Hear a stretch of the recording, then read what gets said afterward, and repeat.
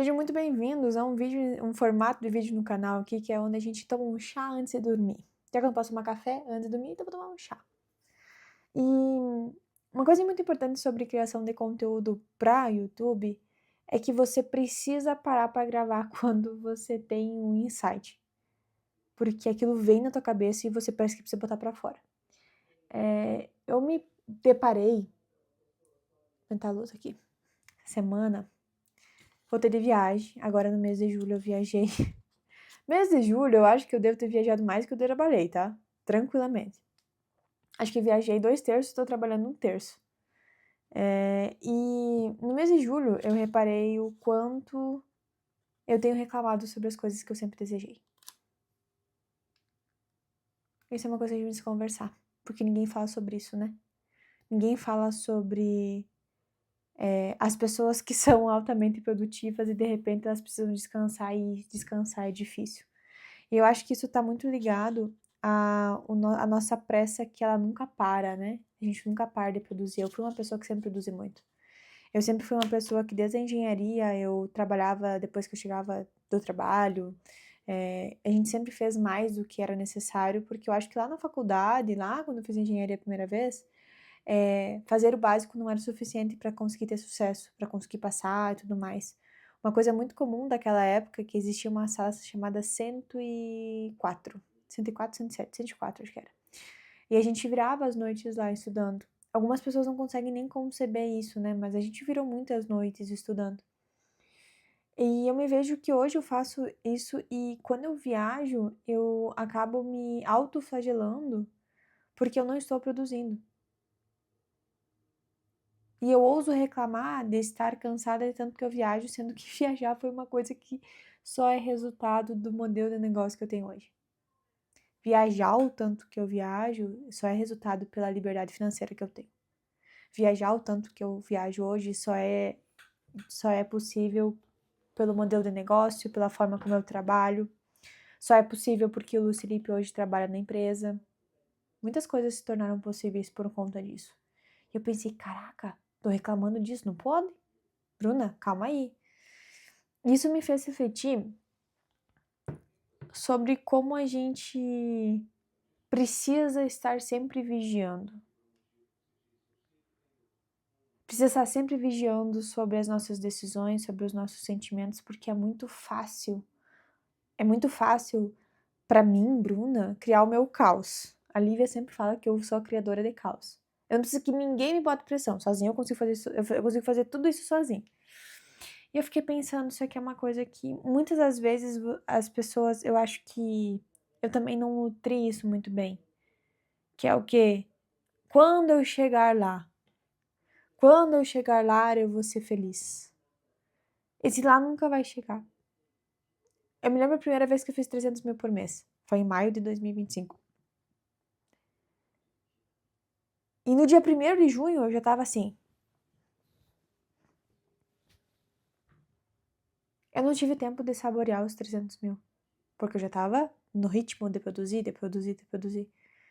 E eu achava que quando eu batesse 300 mil, caramba, alguma coisa ia ser muito diferente, sabe? E cara, na verdade é como se eu sempre tivesse uma régua, tá? Ó, essa aqui é a régua da faculdade, tá? Régua da faculdade. Régua da TEDente. Como se toda vez que eu bato uma meta, eu vou lá e faço o quê? Subo. Subo. E eu tenho que andar pra cá. Tipo, eu tava aqui embaixo, aí eu tive que passar. Aí eu puxei a régua, eu tive que passar. Tive a régua, eu tive que passar. Eu nunca tenho um momento de saborear aquela vitória. E isso é muito perigoso. E ninguém te prepara pra isso. Que bizarro, né? É que, na verdade, ninguém te prepara pro sucesso. E pros problemas que isso... Porque assim, gente, sucesso... Toda vez que você alcança um nível de sucesso, você lida com problemas daquele nível. Então, talvez algum de vocês não consigam... Ai, nossa, mas ela faz 300 mil tá reclamando. Não estou reclamando. Eu estou, acho que, sendo o mais franca possível sobre a forma como eu administrei isso. E eu vejo que a gente precisa estar sempre vigiando esses sentimentos para que a gente não caia numa autossabotagem. De achar que não pode aproveitar porque não tá trabalhando e tudo mais. E é engraçado porque o Luciano virou pra mim e falou assim, caramba, olha todo o faturamento que a gente já fez esse mês. A gente ainda tá no dia 20 de hoje, nem me lembro, mas 25? Acho que é.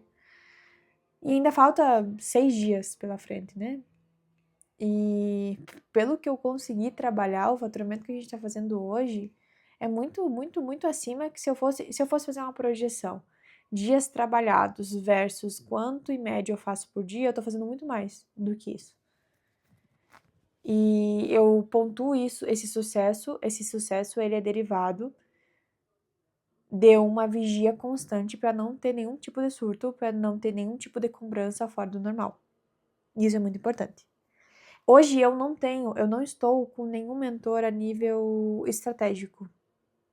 Eu tenho mentores a nível de performance, que me ajudam, porque eu acho, é engraçado isso, porque eu sempre falo até mesmo pro Bruno, eu sei o que precisa fazer, só não sufoque a artista. Não sufoque a artista que ela consegue chegar nisso. E eu acredito que eu cheguei onde eu cheguei, porque nem sempre eu tive as respostas. E eu tive que abrir um livro, pegar um livro, folhear, estudar, analisar e entender, buscar, chegar às conclusões, às minhas teses, testes e tudo mais para chegar às respostas. E às vezes eu fico muito chateada porque eu não tenho alguém que chega para mim e diz, Bruna, é isso aqui, ó, é X. Não tem essa pessoa para mim. Eu não tenho ninguém que diga, deixa eu olhar o teu pitch. Não existe isso para mim. Porque eu nunca encontrei essa pessoa. Porque eu sempre dei conta dos meus B.O.s. Eu sempre resolvi eles. Eu sempre tive que me mexer para alcançar isso. E aí, às vezes, eu penso, putz, mas eu queria... Esses dias eu falei pro Bruno que eu queria ser a minha própria mentora. Eu queria que alguém perdesse o sono por conta de mim, como eu perco o sono por conta dos meus clientes.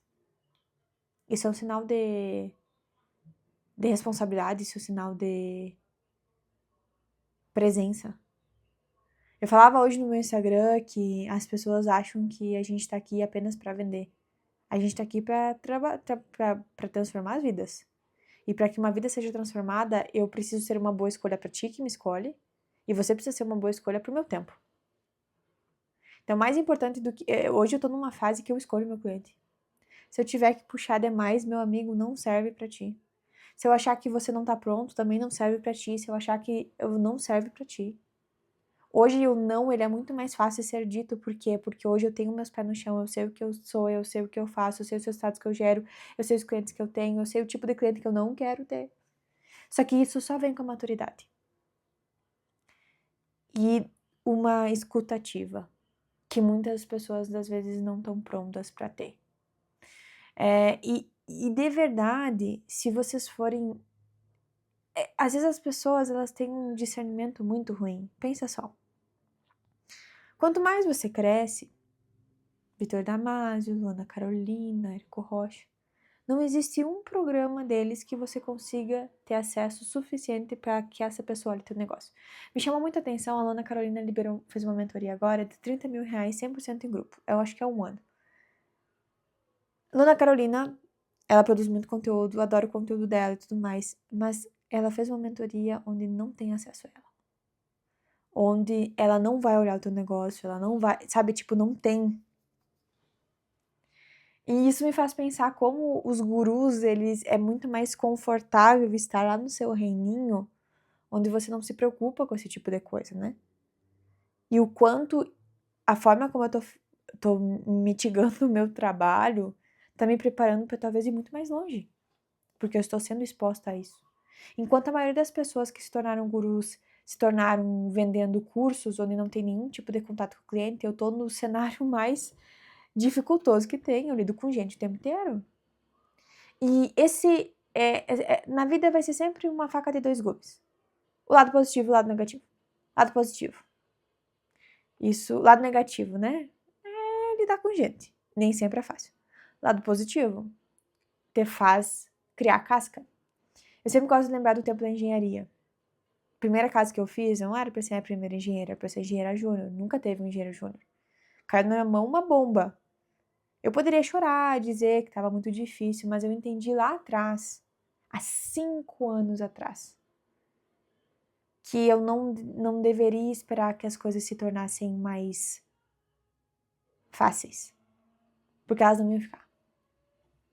Todos os anos desenvolveria uma técnica nova, um concreto novo, um tempo de cura diferente, uma estratégia diferente, uma estrutura diferente, algo mais complexo.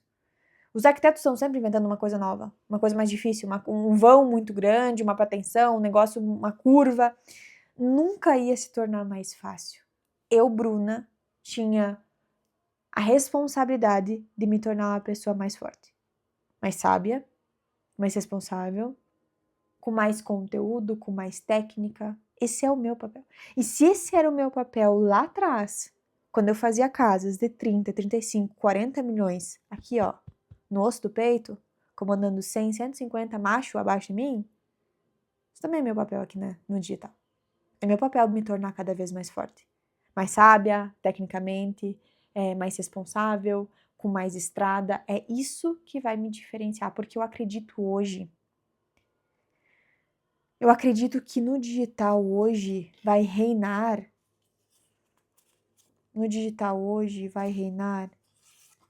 quem tem personalidade e quem tem repertório. Já falei isso dezenas de vezes e vou continuar falando.